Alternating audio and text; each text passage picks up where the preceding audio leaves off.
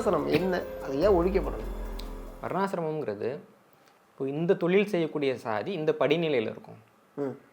பிராமணர் அறுதொழில் செய்வோர்னு சொல்லுவாங்கள்ல, வேதம் வந்து ஓதல், ஓட்டுவித்தல், அப்புறம் வந்துட்டு வேள்வி செய்தல், அதெல்லாம் பண்ணுறவங்க வந்துட்டு பிராமணர், இவங்க மேல் வரணும்.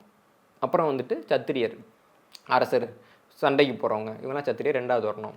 வணிகர் 3வது வரணும். விவசாய தொழில் பண்ணுறவங்க 4வது வரணும். இதுதான் இந்த வர்ணாசிரமத்தினுடைய பிரிவு. இது வந்துட்டு தமிழ்நாட்டில் ஆதி காலத்தில் கிடையாது. நீங்கள் சோழர் காலத்தில் பார்த்தீங்க அப்படின்னா நொப்ரு கரோஷிமா ரொம்ப தெளிவாக குறிப்பிடுவார், தமிழ்நாட்டில் மக்கள்கிட்ட சத்திரியருங்கிற வர்ணமே கிடையாது. சோழர் கல்வெட்டில் சத்திரியர்னு குடிச்சா அவன் அரசன்னு அர்த்தம். மக்கள்கிட்ட இவர் சத்திரியர், இவர் சூத்திரர்னு பிரிக்க முடியாது. என்ன காரணம்னா, விவசாயத்தில் வேலை பார்த்தவன் தான் போருக்கும் போனான். எப்படி நீங்கள் பிரிப்பீங்க அவனை?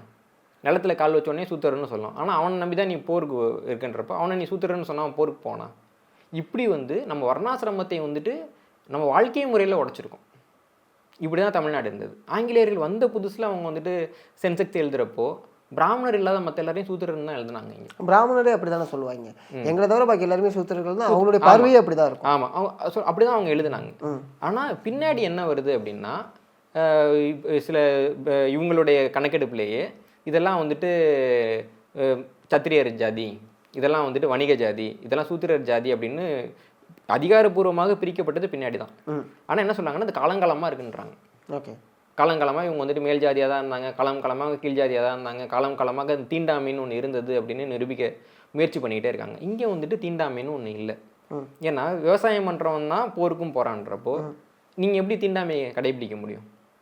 கடைபிடிக்க முடியாதுல்ல. அப்போ நம்ம மண்ணுக்கு, நம்ம நாகரிகத்தில், நமக்கு பண்பாட்டுக்கு வந்துட்டு வர்ணாசிரமங்கிறது வெளியிலேருந்து வந்த ஒன்று தான், ரொம்ப பிற்காலத்தில் வந்து வந்த ஒன்று தான். அதை நம்ம எதுக்கு வந்துட்டு இன்றைக்கி பின்பற்றணும்? ஓகே, அதான் ஒரு கேள்வி. இன்னொன்று என்னென்னா, இப்போது இந்தியா முழுக்க வந்துட்டு ஒரு கணக்கெடுப்பு எடுக்கிறாங்க. கணக்கெடு சாதி மாற்ற திருமணங்களை பற்றி எடுக்கிறப்போ அவங்க எப்படின்னா, ஒரு பிற்படுத்தப்பட்ட வகுப்பில் இருக்கிறவன் வேறு சாதியை சேர்ந்து பிற்படுத்தப்பட்ட வகுப்புலேயே ஒரு திருமணம் பண்ணால் அதை வந்துட்டு மாற்று திருமணம்னு எடுத்துக்கல.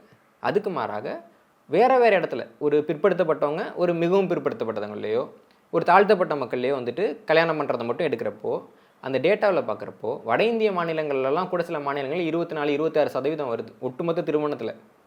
பகுத்தறிவு தமிழ்நாட்டில் வந்துட்டு 3% தான் வருது.